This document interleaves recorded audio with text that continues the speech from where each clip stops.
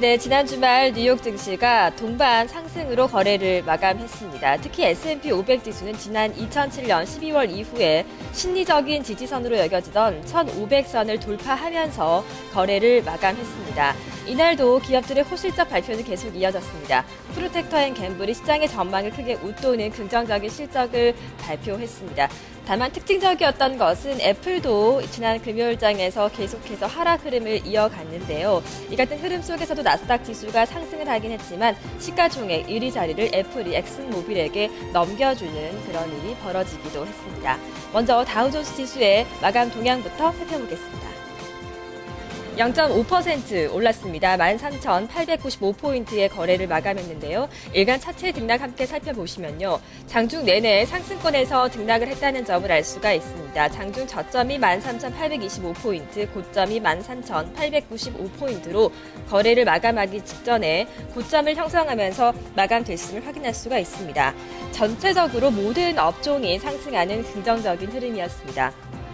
그 중에서 필수 소비 섹터가 1%가 넘는 긍정적인 흐름을 연출했고요. 이어서 통신업종 0.6%가 올랐고 에너지주 역시 0.5% 상승권에서 거래를 마감했습니다. 주요 종목들의 움직임을 좀 소개해드리면요. 호실적을 발표한 프로텍터앤갬블이 4%가 넘는 급등 흐름을 연출했습니다. 이어서 JP모간 체인스와 존슨앤존슨 등의 순으로 상승 마감을 했던 반면에 하락했던 종목들 상위권에는 월마트라든지 또 캐터필러, 보잉사 등이 랭크되어 있었습니다. 다우존스 지수를 구성하고 있는 조금 더 특징적인 종목의 흐름을 자세하게 살펴보겠습니다. 김민지 앵커입니다. 네, 특징 종목으로는 프록터앤갬블 P&G 살펴보도록 하겠습니다. 개장 전에 실적을 발표했습니다. 주당 순이익이 1달러 22센트를 기록하면서 시장 예상치인 1달러 11센트 상회한 것으로 나타났고요. 매출액 역시 시장 예상치를 뛰어넘었습니다. 여기에다 올해 매출액 목표치를 상향 조정했다라는 소식까지 들려오면서 장중 고점 부근에서 거래가 마감이 됐습니다. 4% 이상의 강한 탄력 보여주면서 거래 마감한 P&G 확인해 보셨습니다. 이어서 나스닥 지수 흐름 확인해 주시죠. 네, 프록터앤갬블의 흐름을 특징적으로 살펴보셨고요. 이어서 기술주 중심의 나스닥 지수 함께 살펴보겠습니다.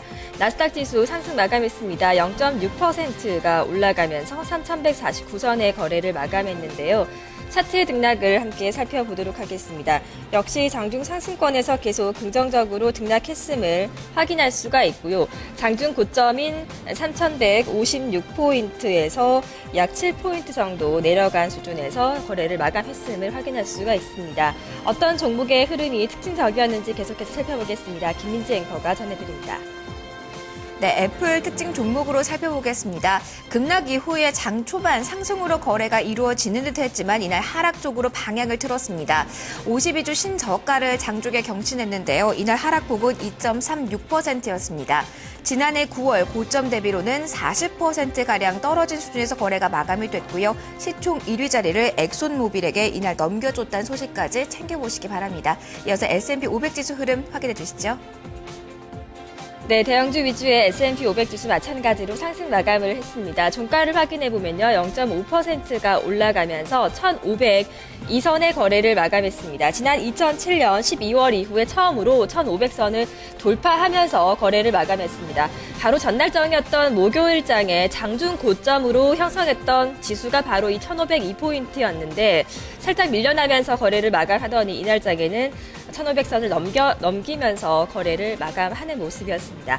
장중 계속해서 상승권에서 등락을 하다가 거래를 마감했음을 알 수 있습니다. S&P 500 지수 1,494포인트에서 1,503포인트까지 올라가기도 했던 모습 차트를 통해 확인해 보셨습니다. 자, 이렇게 지난 주말 뉴욕 증시가 또 상승 마감을 하면서 연속적으로 주간 상승 랠리를 이어가고 있습니다. 이번 한 주 동안의 흐름은 또 어떨지 또 토마토 모닝쇼와 계속해서 함께 하시기를 바라겠습니다. 시황센터였습니다.